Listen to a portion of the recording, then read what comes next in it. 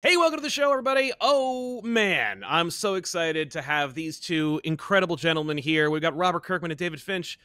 Thank you so much for being here, guys. Woo! Woo! Yeah, That's thanks right. for having us. Oh, my pleasure, my pleasure. Excellent, bringing the energy. We're talking about Skinbreaker, an 8-issue series that is coming from Skybound, and you, gentlemen, give me the elevator pitch. Skinbreaker is about a primitive civilization that is on the brink of collapse, and it is about this character Anak, who is trying to find new ways of existing in their world and new ways of living that will ensure their survival. And it's about the forces within their group that is fighting against that because they fear change. Oh, so it's not in any way, it has no contemporary allocation or ideas whatsoever. It's just a very simple story that has no applicability to today's world in any way. I mean, not deliberately. I mean, this was started a long time ago, but I guess it has become somewhat topical. Had it always been the plan to collaborate with David Finch on this idea, or was it only within the last couple of years that David Finch jumped on board? No, I mean, this was something that that David and I, built together. I had like a raw nugget of an idea, like maybe 2 or 3 scenes worth, and this story would maybe go here and there. And I kind of have like a bunch of templates for ideas that I store as I come up with things when I'm not listening to my wife or not paying attention to my kids. And so when David and I have been talking about working together for decades, and it just never really worked out. And but some time ago there was finally a window where it looked like we could make something happen. And I came to him with that idea, and we turned it into Skinbreaker, which I have to say David added so much to the idea, and it was a true collaboration. And the final product, it's very gratifying to look at it and say, there's so much of this that's not me. There's so much of this that came from David that's just, absolutely essential to it. And that's really, what you want out of a collaboration. It's really great. I had wanted to work with Robert for ages, and it kept not working out. And so I emailed him when I knew that, I could actually make it work. And I didn't know if he was going to be able to. I mean, at the time, not as much as now. Skybound was growing fast, and he's very, very busy. And I thought, well, this may not happen, So I was so glad when he got back and he was willing to do something, and I knew that I wanted to absolutely make the most of it. Also, this was going to be a relatively short story originally. It got quite a bit longer, and I thought, okay, I may not get the chance to do this again. So, and all I've got is a short story. So I wanted to, squeeze every drop out of it that I could. And then it got longer and longer, and the story got broader. And I don't want to say better because, it was great to start with, better, and it became a kind of a monumental undertaking. It took a very, very long time to do. And it was a collaboration in the sense that I try very much to just stick with the story. I don't like trying to suggest to a writer, any writer that I work with, hey, how about we do this and how about we do that? Because I think it's an overstep as an artist, or it certainly can be. And I know where I'm coming from. I don't know anything about story. I really don't. I just know that I want to draw cool things, and cool things were in the script. So I kept my mouth shut. And so where it was a collaboration, it was me drawing things in, costume details and things like that Robert was picking up on and expanding on in ways that I certainly never planned. So there's a sword in the story that I just drew, and I wanted it to be a crystal sword because I thought it would look cool. And that's it. That was my whole contribution. And it became a big part of the story, and that's all Robert. So I can't take any credit, but whatever, I'll take some credit. Was that one of those moments, Robert, where you saw that and you were like, oh my God, this has to be bigger. This has to be a bigger idea. This is too cool. It can't just be a throwaway. Yeah, it was like, oh, what's the story behind this crystal sword? Like, what is this going to be? And it became like so much more involved in the story. I mean, you could kind of like, there was some like proto form of that story that that bit that happens at the end of the first issue with the sword, but not involving the sword. And for anyone who hasn't read it, all of this sounds like nonsense, so I apologize for that. But yeah, like that scene kind of took shape because of the way David drew the sword. And then the sword is the skin breaker, which is the title of the book, which, you know, came from our process of collaboration and yeah, those little volleys back and forth where I would write the script and then he would draw pages and I would say, wait a minute, like there's a thing there and there's a thing there. And I'd like to blame David and say that's why the story expanded. It's so funny when you were talking earlier. It's the first time I realized that I kind of bamboozled you. I tricked you because, you know, this was originally like, hey, you know, we'll do like this cool 64-page story and it'll be this big book that we do. And it just kept growing. And now it's, you know, all told, it's like well over 200 pages. So he devised this system of doing these elaborate pages that are, you know, 5 times as much work as a normal comic book page because this project was going to be smaller. And then I was having so much fun, you know, typing at the keyboard as you do when you're a writer, going, this will be fun. How about this? Okay, that's done. Send that off to the artist. And then here we are a number of years And he's later. like, we're well past the 64. And you're like, yeah, that's true.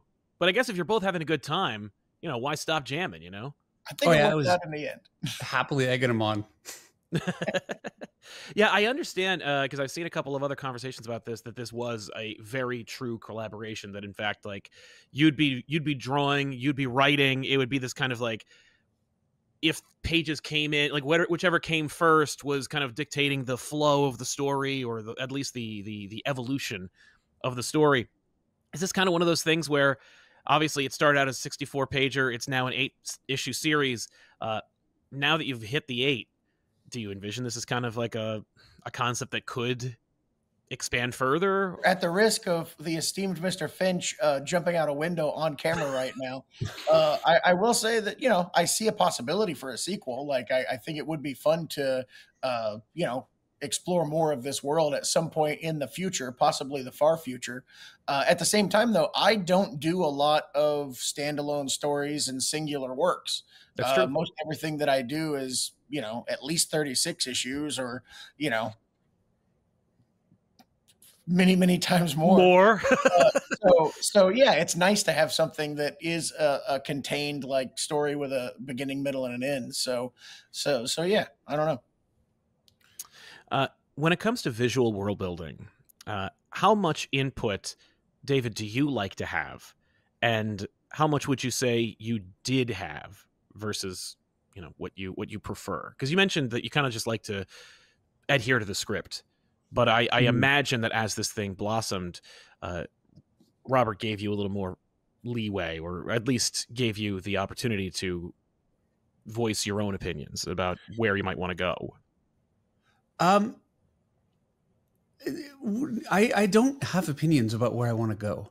And I really try not to. I don't feel like it's my job as the artist. My job is to take, you know, the story and then interpret it. And there's so much room for creativity in there. All the beats in the story are as written as much as I possibly could. It's difficult to hit every single beat, and you know, I'm sure there are places where I didn't, but certainly not intentionally.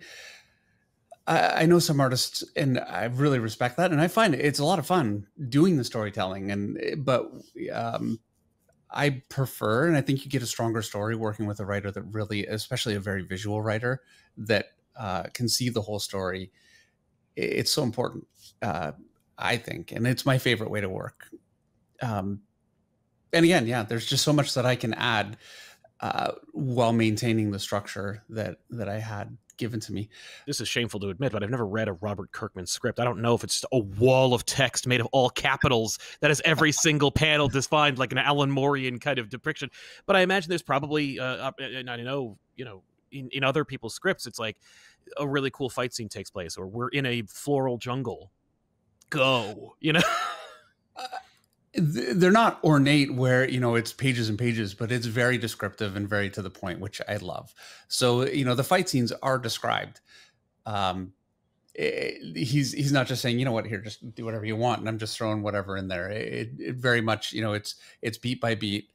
and sometimes some fairly complex beats here and there. There were a few times where it definitely stretched. You know, I thought I'm not sure how I'm going to make this work. You know, just difficult things to draw, and things that are so different than I've ever done. You know, and that's so much fun drawing a comic.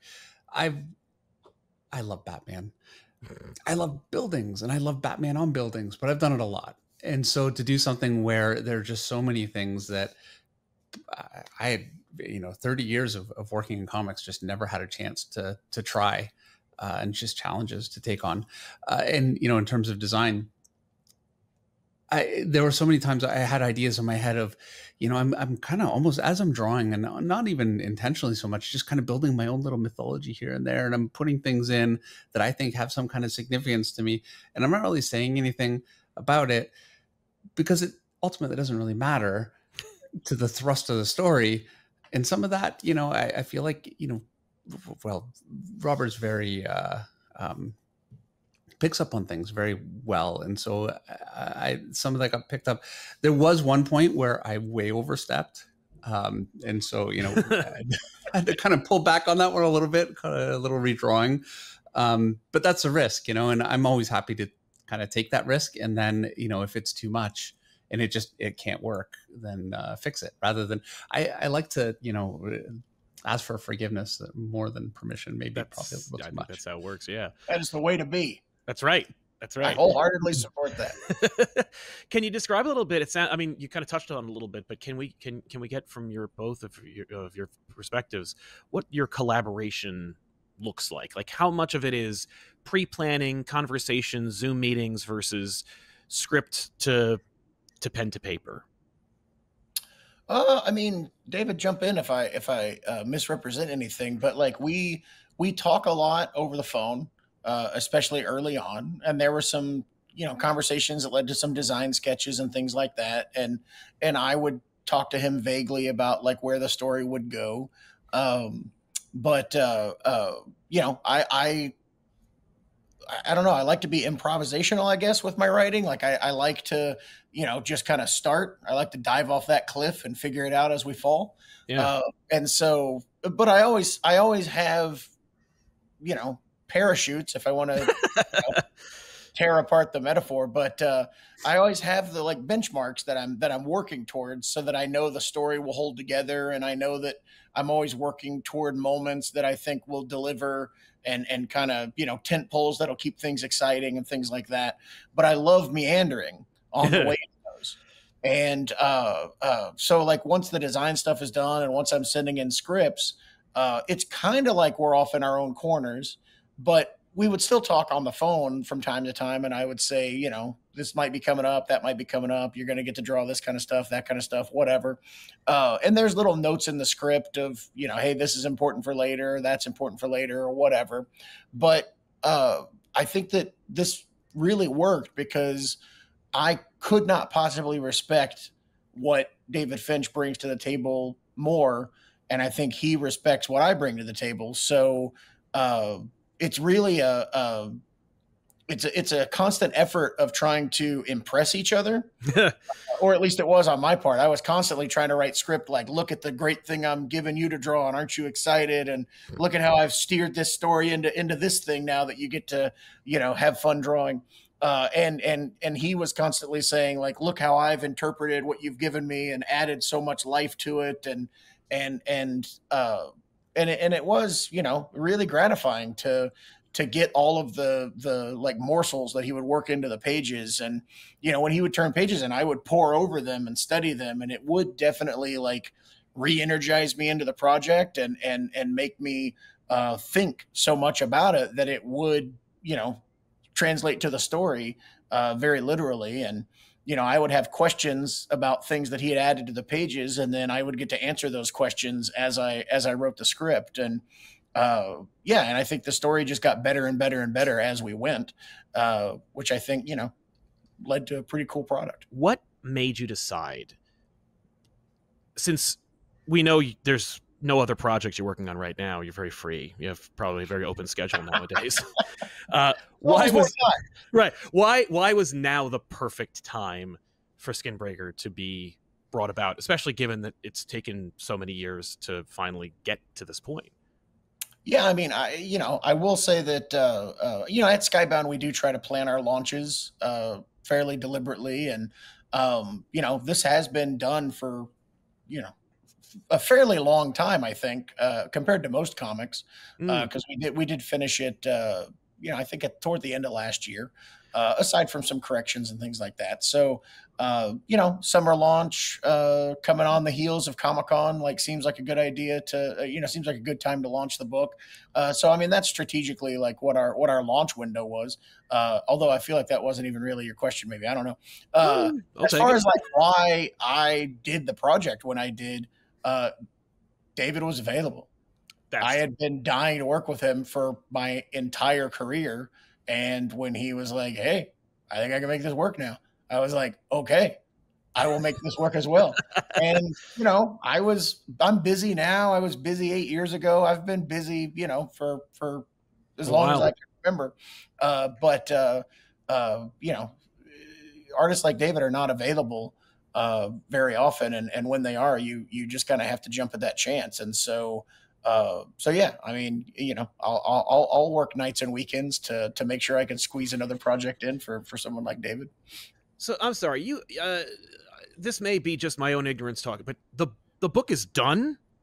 Yeah, all 8 issues. Yeah. Yep. I guess it's just the big two in me. That makes me wonder how that much planning and forethought could go into announcing and launching an 8-issue miniseries and have already done it. I'm used to hearing an idea, I'm used to seeing solicitations for books. Right. And maybe the first issue's done. Maybe. But it's certainly being worked on. And you're telling me that you're already done. You're ready to go. There's no delays. Yeah. There's no hiccups. Yes. Skybound endeavors to be a more professional operation than Marvel and DC. That is the transition I was going for. That was the sales pitch I was teeing you up for. But I am genuinely I am genuinely blown away by that level of preparedness. And do you owe that to not just your own professionalism, but just the experience that you have had over the years, and you're like been there, done that kind of attitude? Like, I've seen how it goes. I've seen what they like, how one way is done. Let's try it this way. Yeah. We have both lived the worst case scenarios. Yes. Both of you have. Yeah. Yeah. So, if you have an opportunity to do it a different way, you should. And Marvel and DC, as much as I poke fun, they have corporate overlords that are, forcing them to hit quarterly earnings marks, and you'd have to put books out to do that. And so you can't let work sit on a shelf. That work has to be published. Right. And so, that's just not a reality for them, but we don't have those pressures. And so it's exciting to me to think about what someone like David can do without that constant, like, this needs to be done. It can't be perfect. That's what every person in the comics industry, that's the stress they're working under. It's just the reality of monthly comics. It's the reality of not monthly comics. With this project, I especially wanted to,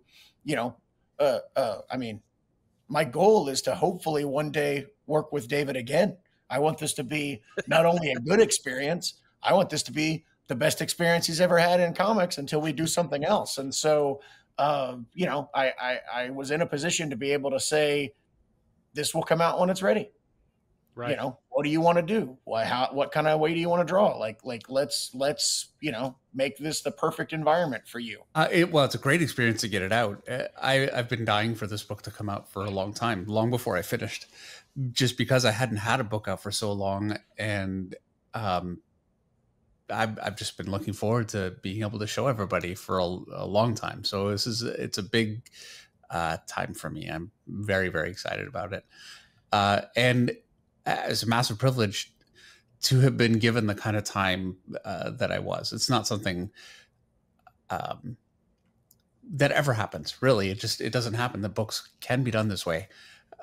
So, and like Robert says, it's not because, you know, people are not planning properly, or it's because it's just not a reality for how, you know, a lot of businesses can put these out. So it's such a fortunate position to be in, that that Robert could do this and give me the time that I needed, and I felt a lot of responsibility to make sure to use that time as well as I possibly could, and not just say, hey, you know, I got all this time and I'm going to sit on my hands for years and then just, you know, pump it out and go, whatever. At the end, this is not how this worked. I put everything I had into every page.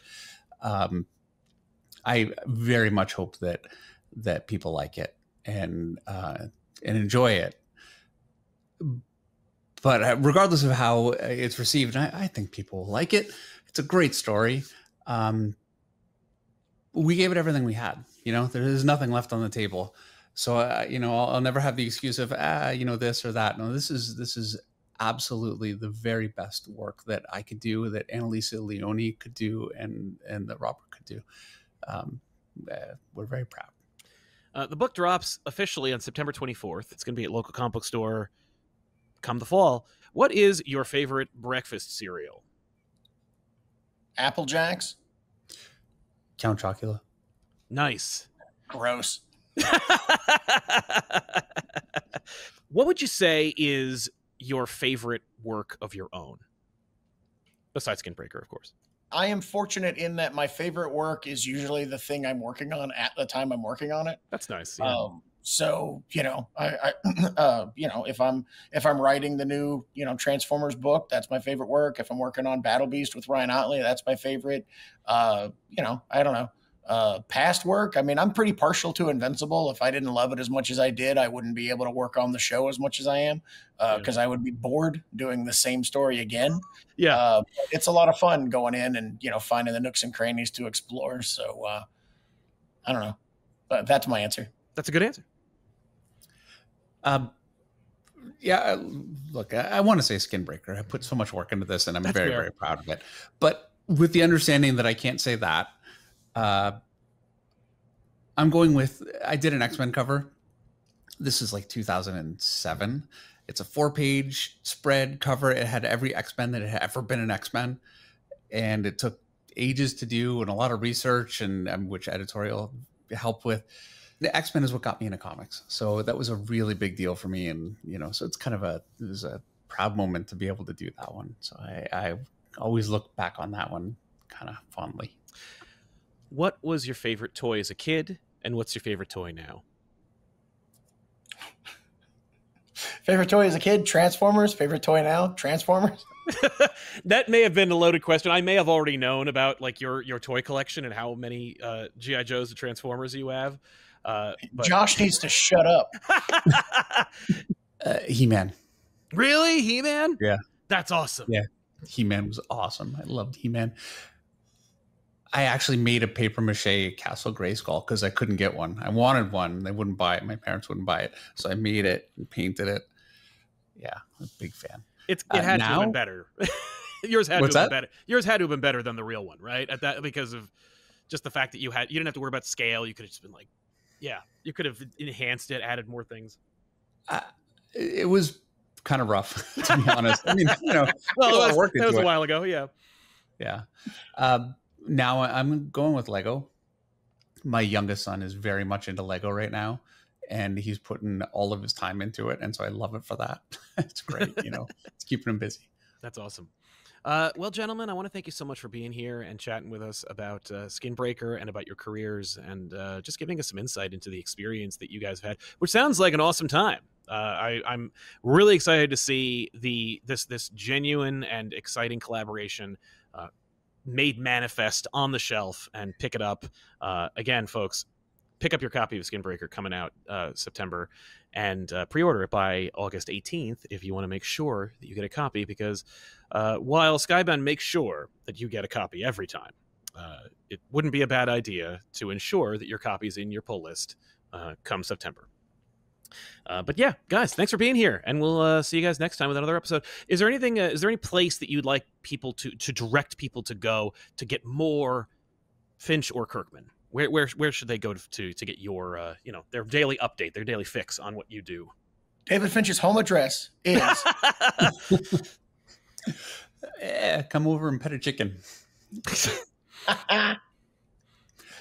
David, you got a YouTube channel, right? I do. I have let it go for a little bit just because, well, with Skinbreaker coming up, things got very, very tight. And so it's been a little while since I've done it, but I definitely have plans to do more very, very soon. I miss it so much. I miss the community. So that will be coming back.